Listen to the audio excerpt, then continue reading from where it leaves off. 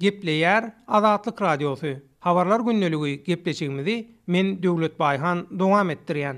Daşary ýurtlarda pul çekmegi ýatyrmaga taýýarlanýarlar. Türkmenistanyň Merkez Bankynyň fevral aýynyň başynda welayatlardaky bölümlerine geçirilen ýygnaklaryna daşary ýurtlarda plastik kartlardan nagyt pul çekmegiň dollugyna ýatyrylmagyna garalandygy habar berilýär. Bu maglumaty Azatlyk Radiosynyň habarçysyna Türkmenistanyň Merkez Bankynyň Lewap, Daşow we Mary welayatlarynaky bölüminiň işgärleri anonim ýagdaýda berdiler. Türkmenistanyň Merkez Bankynyň welayatlardaky şahamçalarynyň işgärleriniň aýtmagyna görä, aprel aýynda daşary ýurtlarda plastik kartlardan pulun nagtlaşdyrylmagynyň dollugyna ýatyrylmagy üçin taýýarlyklar görülýär. Olar şol wagtyň özünde daşary ýurtlarda Türkmenistanyň banklaryna hasaplarynyň dürli ýollan pul çekmäge synansy edenlere garşy bolsa kanuny çäreniň görüljegini bildirýärler. Türkmenistanyň Merkez Banky aprel aýynda bank işlerine käbir üýtgeşiklikler girizmäge taýýarlanýar. Giriljek üýtgeşiklikleriň arasynda raýatlaryň daşary ýurtlarda plastik kartlar bilen pulu nagtlaşdyrmagynyň doly ýatyrylmagy, raýatlaryň daşary ýurtlarda öz bank kasabyndan dürli ýollan pul almagynyň gadaňy edilmegi we muňa synansy edenleriň kanuny jogapkärçilige çekilmesi, studentleriň okuw pulunu gönümel Türkmenistanyň Merkez Bankynyň universitetiň hasabyna ýatyrmagy ýaly täze düzgünler bar. Aprel aýynda ýola goýuljak täze düzgün bilen daşary ýurtlarda hiç kim plastik bank kartlaryndan pully nagtlaşdyryp bilmez. Daşary ýurda gidýänlerden ol ýerde türkmen banklaryna hasaplarynyň pul çekmek barasynda hiç hile synansy etmejegi hakda ýörüýte dilhat bermegi talap ediler. Ondan soň daşary ýurtlarda Türkmenistanyň bank hasaplarynyň pul almagy synansy etmek kanuny bozmak hasaplanlar. We şoňa görä raýatlar jogapkärçilige çekiler. Daşary ýurda söwda gidýänler bolsa ýurtda ýany bilen nagyt pul akitmeli bolarlar diýip Türkmenistanyň Merkez Bankynyň Lewap welaýatyndaky şahamçasynyň işgäri gurrun berýär. Gepin gerdişine görä aýtmaly bolsa, ýanwar aýynda Türkmenistanyň Daşary Ykdysady Bankynyň Visa plastik kartlarynyň işläp başlamagy üçin ýörüýte resminamany talap edýänligi habar berilipdi. Täze girdilen düzgüne görä Visa kartynyň eýesi migrasiýa gullugyndan ýörüýte hat almaly we soň ol hatam Türkmenistanyň Daşary Ykdysady Bankyna bermeli. Ýatlap geçsek Türkmenistanyň Merkez Banky ýygyderli ýagdaýda daşary ýurtlarda pul nagtlaşdyrmak düzgünine üýtgeçiklikler girýär. Munyň netijesinde geçen ýylyň noýabr aýyndan bäri daşary ýurtlarda Visa plastik kartlary nagyt we nagyt däl amal üçin ulanmakda kynçylyklar çekilýär. Hatda dürli ýurtlarda Türkmenistan raýatlaryň bank kartlaryndan hiç hili pul çekip bilmeýäni barasynda hem dürli wakalara duş gelinýär. Beýleki tarapdan Azatlyk Radiosy bilen ara gatnaşyga geçen daşary ýurtlarda okuyan türkmen talepleri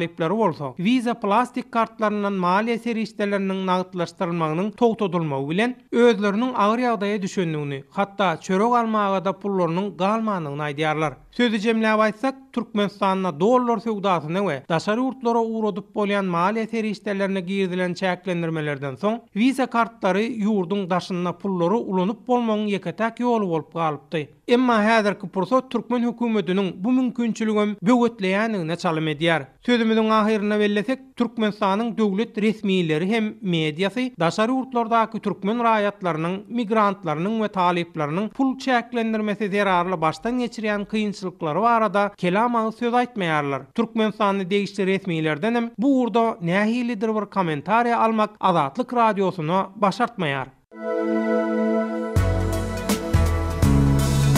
Azatlygy isleýän wagtyňyz isleýän ýeriňizde dinlemek isleýäňizmi?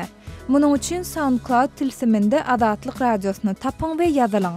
Azatlygyň maglumatlaryny ilkinji bolup dinleň. Play Store'dan ýa-da iTunes'dan SoundCloud'un tilsimini indirmegi ýatdan çykarmaň. Azatlygy SoundCloud tilsiminde Azatlyk Radiosy ýazyp tap bilersiňiz.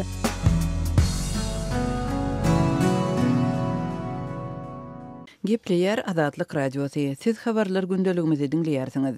Türkmenistanda Irata döwlet tarapyndan tölenýän pensiýa kömek pullaryny plastik kartlara geçirmek isleýän pensionerler plastik kartyny almak üçin ýany bilen özüne kepil geçip bilýän adamy alyp barmaly diýip Daşowuzly Çeşme Azatlyk Radiosyna gurrun berdi. Hadyryň eferde tutulmazlygyny soran söhbetdeşimiz munyň kepil geçen adamyň pensioneriň aradan çykan ýagdaýynda habar bermek üçin edilýänligini aýtdy. Pensionerler plastik kartyny almaly bolsalar ýanynda pensionere kepil bolýan büdjetden aýlyk alýan adamy alyp barmaly. Sebäbi pensioner birden aradan çyksa, ol banka habar edip plastik kartyny doňdurmaly diýip söhbetdeşimiz habar berdi. Daşoğudyň banklarynda bu habary resmi taýdan tasdikladyp bolmady. Daşoğuda edilýänligi aýdylýan bu talaby Aşgabatda tasdiklamadylar. Türkmenistan bankynyň paýtagtdaky baş edarasynda her bir raýatyň öz pensiýasyny plastik kartyna geçirmek üçin bank bölümine pasport bilen baryp arada ýazmalydygyny we onuň 2 hepdeniň içinde taýýar boljagyny habar berdiler. Resmi düzgüne göre pensionerlere plastik kartyny açmak üçin 22 manat möçberde tölegi göz öňünde tutulýar. Şol bıraktıda azatlygyň habarçylarynyň gurrun bermegine göre pensionerleriň aglaba köpüsi puly banka baryp nagt görnüşinde almagy ýykyn edýärler. Muňa belli bir derejede plastik kartlardan puly nagtlaşdyrmak üçin mümkinçilikleriň çäkliligi sebäp bolýar. Şuň gün ýurtda etadan regionlarda bankomatlaryň sanynyň bar bolan talapdan azdygyny, bankomatlaryň ençemesinde nagt pulun köplenç bolmaýandygyny, bolan ýagdaýynda da tiz gutarýandygyny, şeýle-de kart eýlerine nagtlaşdyrmagy ruhsat berilýän pulun möçberiniň resmi derejede ýyzgydirli çäklendirilýänligini synçylar belliýärler. Ýurtda plastik kartlar bilen nagt bolmadyk töleg üçin hem mümkinçilikler henide çenli çäkli bolmagynda galýar. Plastik kartany alanyň bilen soňky wagtlarda bankomatlardan pul tapmak kynlaşdy. Bankomatlarda pulun bolmazlygy bir ýana nagt däl sowda etmekçi bolýanlar, hatda döwlet dermanxanalarynda da senin plastigini gören işgär göni terminalym işlenok nagtlaşdyrmadan häzir alajy ýok diýen jogap berýär. Dip Azatlyk radiosu bilen söhbetdeş bolan Daşowudly ýaşaýjy gurrun berdim. We şeýle dowam etdirdim. Vilayatdaky täzelen bankomatlaryň 50-si döwlüpdir.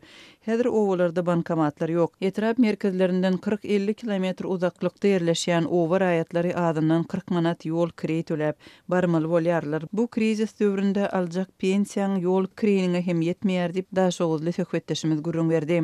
Türkmenistanda pensiýalar her aýyň başyndan 5-ine çenli berilýär. Edil şol günlerde bank bölümleriniň öňünde pensiýa we kömek pullaryny almak urunda ägir doly nowatlar emele gelýär.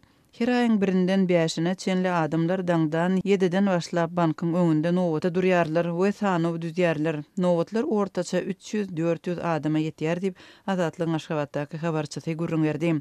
2017-nji ýylyň noýabr aýynda Türkmenistanyň sosial üçinçilik edarasynyň pensionerleri we mümkinçiligi çäkli adamlary hem kömek pullaryny alýan raýatlary tölegleri almak üçin ýörite bank hasaplaryny açmagy borçly edenligi habar berilipdi. Türkmenistanda 250 manatdan ibarat iň pes pensiýa, zähmet tejribesi bolmadyk raýatlary berilýär. 1600 manada barabar iň ýokary pensiýa uruş veteranlary üçin göz öňünde tutulýar. Maýyplar üçin göz öňünde tutulan pensiýanyň aňryçak möçberi 800 manada barabar. Azatlyk radiosynyň Türkmenistan baradaky iň soňky we täze maglumatlaryny howpsuz ýagdaýda öz mobil telefonuňyzda okumak isleýäňizmi? Onu Azatlygyň Telegram sosial ulgamynyň sahypasyna ýazylaň. Bizi gözle bölümine Azatlyk radiosu ýazyp tap bilersiňiz. Biz bilen Telegram arkaly ýagny goşmak belgisi 420 724 168 983 we goşmak belgisi 420 773 797 383 telefon belgileri bilen habarlaşyň. Biz siziň şahsiýetiňiziň gizlin taklanjakdygyna kepil etýäris. Gepleýär Azatlyk radiosu. Habarlar gündeligi maksat Ataýew bilen dowam edýär. Türkmen banklarynyň krediti nagt aljak bolsaň bank resmiýetlerine pul tölemeli. Türkmenistanda raýatlaryň döwlet banklarynyň özleri üçin el ýeterli bolan käbir ýeňillikli kreditleri almak mümkinçiliklerinden peýdalanmaklaryna durly kynçylyklaryň döredilýänligi, has takygy banklardan sorulýan kart puluň algydaryň plastik kartyna geçirilmeli edilýänligi, muňa razy bolmadyk adamlardan nagt pul üçin belli bir mukdarda muz talap edilýänligi öňe sürilýär. Bu barada adynyň efirde tutulmazlygyny Aşgabatly bir ýaşaýjynyň Azatlyk radiosynyň habarçysyna gurrun bermegine görä, ol Türkmenistanda täze maşgala urýan ýaşlary döwlet tarapyndan berilýän ýeňillikli kart pul mümkinçiliklerinden peýdalanmak üçin ogluny nikahyny geçirip zerur bolan ähli resmi namlar düzedip, agzalýan pul almak üçin Aşgabatdaky Türkmenistan Döwlet Täzirçilik bankyna uradypdyr.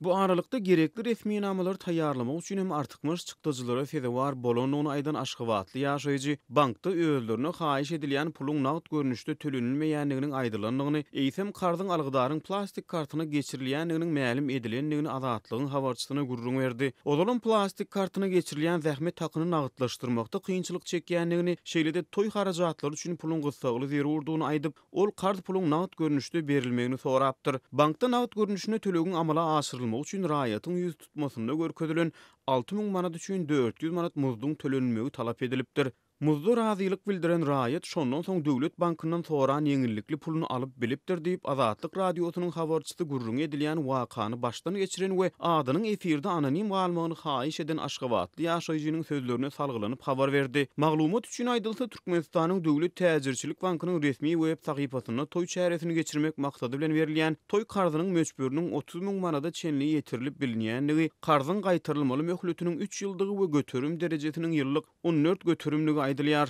Öz gyzyna köşdäki ýarym ili taatlandyrylýan jaýlardan satyn almakçy bolan beýlek bir ýaşaýjynyň gurrun bermegine görä, ol uzak möhletli ýeňillikli kredite berilýän bu jaýlaryň başga töleginiň agdalýan jaýlary gurýan guruluşyk firmanyň talaby esasyna nagd görnüşde tölenilmeginiň özlerinden soralanmagyny gurrun berdi. Muňa çykalyk hökmüne 20 000 manat karz pul üçin banka ýüz tutan ýerli ýaşaýjy agdalýan muktary almak üçin 2 000 manat pul serişdesini bankyň işgärlerine tölemeli bolanyny aýtdy. Azatlyk radiosy ýokurda agdalýan ýagdaýlar barada Aşgabatdaky Türkmenistan Döwlet Täzirçilik Banky bilen habarlaşanyny bankyň resmisi karz pullaryň diňe plastik kartlary geçirilýändigini tasdiklady we soralýan krediti nagd görnüşini almak üçin bankyň şahamçatyna baryp görmegi maslahat berdi. Türkmenistanyň prezidenti ýurdun bank ulgamlaryna işleriň talaba laýyk alınıp barylmaýanlygy sebäpli Türkmenistanyň Merkezi Bankynyň başlygyna 2017-nji ýylyň dowamyny bir näçe gezek käýinç we duýduruşlar beripdi. Ýöne muňa garamazdan aýratyn soňky ýyllaryň dowamyny adamlar plastik kartlaryna pullaryny ýurdun içinde we daşyny nagdlaşdyrmakda dürli kynçylyklara duçar bolýandyklaryny gurrun berýärler. Hormatly radio dinleyijileri, Azatlyk radiosynyň gepleşiklerini gysga tolkunlarda her akşam Aşgabat wagty bilen saat 7-den 9-a çenli 6060 kHz ýyglyklarynda 49,5 metrlerde ýa-da 11965 kHz ýyglyklarynda 25,12 metrlerde dinläp bilersiňiz. Tolkunlarymyzy ýene gaýtalaýarys. 6060 kHz ýyglyklarynda 49,5 metrlerde ýa-da 11965 kHz ýyglyklarynda 25,12 metrlerde dinläp bilersiňiz.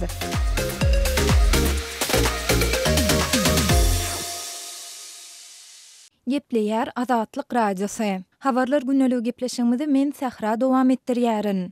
Ukrainanyň paýtagty Kiýewde ýitirim bolan türkmenstanly student Mukaddes Nasrullayewany gözlemek işleri dowam edýär. Türkmenstanyň Daşoz welaýatynyň ýaşaýjysy Nasrullayewa mundan 2 hepde gowrak wagt öň ýitirim boldy. Ukrain polisiýasynyň resmi web saýtynda berilen maglumata görä 18 ýaşyndaky student iň soňky gezek 30-njy ýanwarda saat 17:07-de Politexniçiski institut adly metro stansiýasynyň ýagny durulgasynyň çäginde görülipdir. Derňewçiler Ukrainanyň Jinaýat kodeksiniň 115-nji, ýagny bil kaslaýyn adam öldürmek maddasyna laýyklykda derňew işini gozgadylar. Studentin ýerleşýän ýerini anyklamak üçin operativ gözleg işleri alınıp barylýar. Polisiýa gyýdyň dogan garandaşlaryny tanyş bilişlerini soragy çekip, Politexniski institut metro stansiýasyna ýazgy edilen video maglumatlary ýygnadylar. Dilip 13 fevralda Ukrain polisiýasy habar berdi. Şeýlede maglumatda Nasrullayewanyň ýitirim bolan barada onuň gyz doganynyň Kiýew polisiýasynyň Salamensk müdirligine habar berendigi aýdylýar. Şolun türkmenstanly student uniwersitete diýip öýden çykýar, ýöne giýişlik öýüne barmaýar we şondan bäri telefon jaňlaryna hem jogap bermeýär. 16-njy ýanwarda Azatlyk radiosy Türkmenistanyň Kiýewdäki ilçihanasy bilen habarlaşyp, ilçihananyň türkmen studentini gözlemek işlerinde Ukrain häkimetleri bilen hyzmatdaşlyk edip etmeýändigini sorady. Türkmenistanyň Kiýewdäki ilçihanasynyň konsulu Rejepow bu mesele boýunça özleriniň Ukrain häkimetleri bilen hyzmatdaşlyk edýändiklerini aýtsa-da, bu barada jekmejek maglumat bermekden saklandy. Конечно, взаимодействует. К сожалению, я вам не могу сообщить никаких новостей, так как здесь tayny следствие, они тоже... Elbette hyzmatdaşlyk edýäris. Gynansak da gizlin derňew işi bolan üçin men bu barada size hiç ýyly maglumat berip bilmeýärin. Sebäbi olar bize de ähli zady aýtmaýarlar. Dip Rejepow aýtdy. 1999-njy ýylyň 20-nji martynda doglan we 170 cm boýlaryndaky Mukaddes Nasrullayewanyň ýitirim bolan baradaky maglumatlar Ukrain habar serişdelerinde, Türkmenistandan alternativ habarlar neşirinde we Instagram sosial ulgamyndaky bir näçe türkmen sahypalarynda, şol sanda VIP Aşgabat ýaly sahypalarda hem peýda boldy. Türkmenistandan alternativ habarlar neşiriniň redaktory Ruslan Mätiýewiň 16-njy fevralda Azatlyk radiosyna aýtmagyna görä, türkmen studentiniň ýitirim bolmagynyň ýygyny onuň Türkmenistandaky hostarlary şol sanda kakasy Kiýewe barypdyr. Ýöne neşiriň olar bilen habarlaşmak synanşyklary häzirlikçe başa barmandyr. Meniň bilişime görä Mukaddesiň hostarlary olaram şu gözlük işlerine gatnaşyp, şoňa goşulşyp ýetirim bolan çağany tapjak bolýarlar. Hosarlary bilen gürleşmäni synanyşyp gördüm, emma olar meniň bilen gepleşmekden ýüz öwürdiler. Dip Ruslan Mätiýew aýtdy.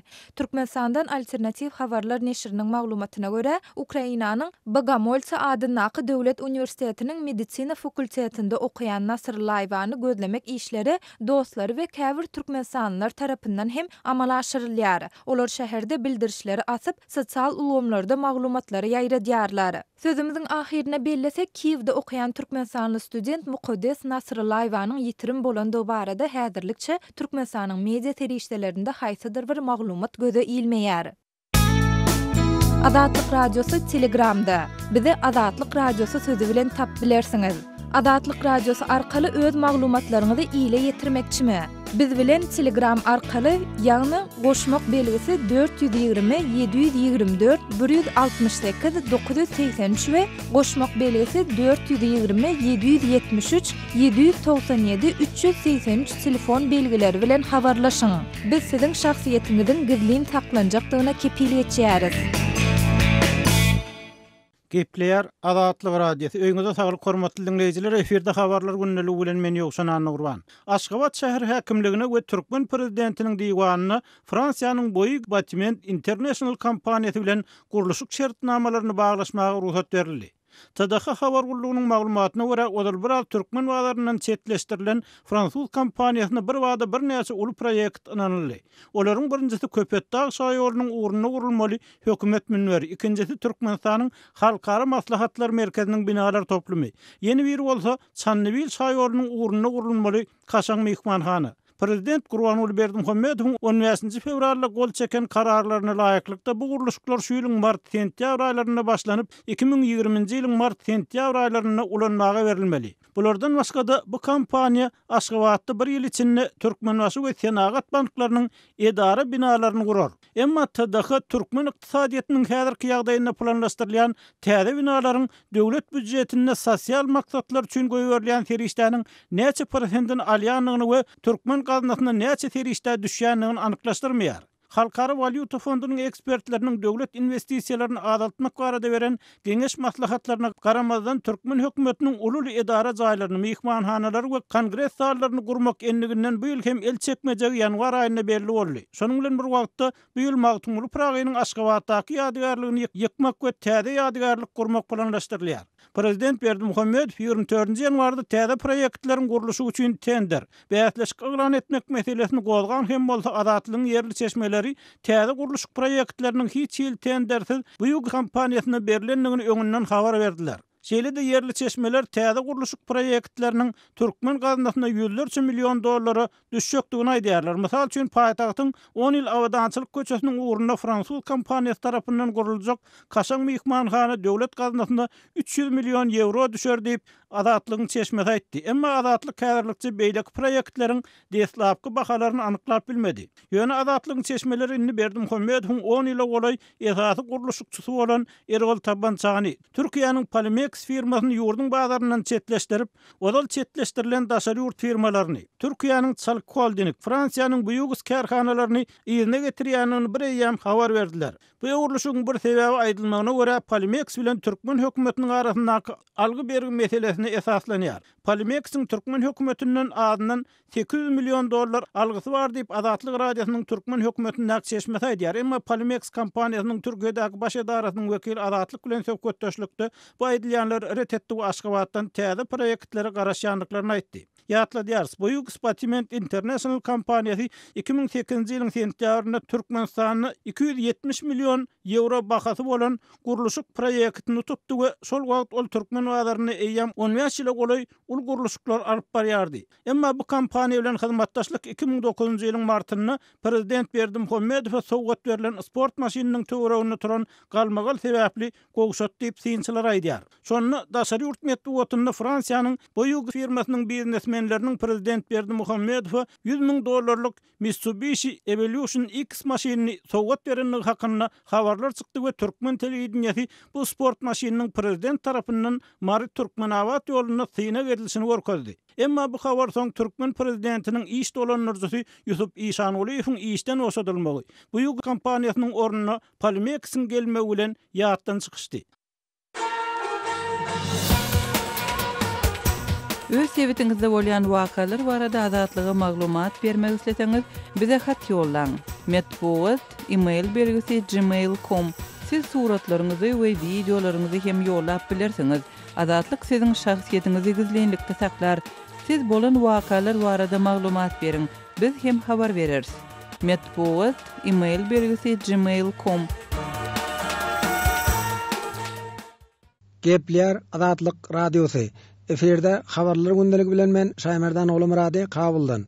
Demirgazyk Awganystanyň 9 vilayetinde uruş gowga barha mewjudýar. Faryab we Jowzan vilayatynyň etraplarynyň aglabasy jeňçileriň iýeçiligine geçdi. Jowzan vilayatynyň Faýzabad we Goştepe atly etraplarynda çatışyk boldy. Şonda ençeme Daişçiniň öldürilendigini Jowzan vilayatynyň hakiminiň medbugat wekili Muhammed Rıza Gafuri aýtdy. Ölüleriň arasynda jeňçileriň bir meşhur komandiriniň bolandygyny Gafuri ma'lum etdi. Ayal militanlaram uruşlara gatnaşýar.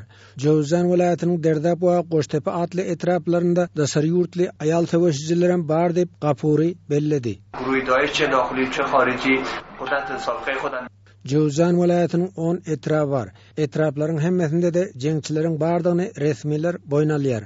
Jeňçilere garşy diňe erbeki atly yerli ýaraglylar güreş alyp barýar. Jowzan polisiýasynyň howpsuzlyk boýunça adaratynyň başlygy Abdulhafiz Haşynyň aýdysynça Haydarabad we Goştepe Derdap atly sebtinde ýerleşen ýarym resmi yerli ýaraglylaryň harby postlaryna 150 golay 50 ýaragly jeňçi birden hüjum edipdir. Hüjumda erbeki atly yerli ýaraglylara da ziýan ýetipdir. Jeňçiler dün akşam hüjuma başlady. Atışyk häzirem dowam edýär. Erbeki atly ýarym resmi yerli ýaraglylara ok ýarag we harby enjam kömek ýollandy. Jowzanda daşary ýurtly jeňçiler hem öz maşgala agdasy bilen gelip ýerleşdi. Olaryň aglabasy Merkezi Aziýaly militanlardyr diýip Haşy aýdýar. Bu familya şu talim we terbiýe ira dersangara bony roýamety jang. Demirgazyk Awganystanyň Faryab vilayatynda da jeňçiler bilen Awgan güýçleriniň arasynda çatışyk bar. Uruşda asuda ilata hem ziyan yetýär. Çatışygyň ortasynda galyp 40 golay raýat adam helak bolandygyny Faryab vilayatynyň polisiýasynyň medbugat wekili Abdulkerim Ýoruş aýtdy.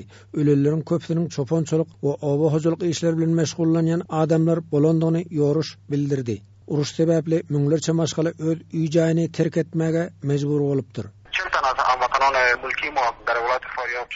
Faryab vilayatynyň 8 etrapynda türkmenler hem gowçun bolup ýaşaýar. Türkmen obalarynda hem howpsuzlyk şertleri gowdal. Qara Şeýhi atly sebde ýaşaýan türkmenleriň öz üý jaýynyň bosup çykandygyny Abdulhakim komandir bildirdi.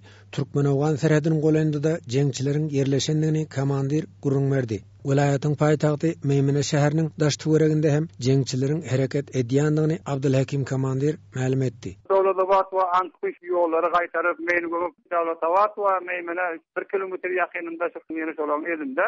Bender bu dowa tarapynda Türkmenistan. Görde hem bilen hem Urfa Dowlatabatyň ýokary serhedi Türkmenistan olar muhalifiniň elinde de olar serhediň üstleri talepler jaýbajaý serhedde. Qara Şeýhi türkmenleri hem mana gerisi Dowlatabatda kowmy hyşa bilen qada ya baza owlu kireye edip gelip bana şerde otyplar.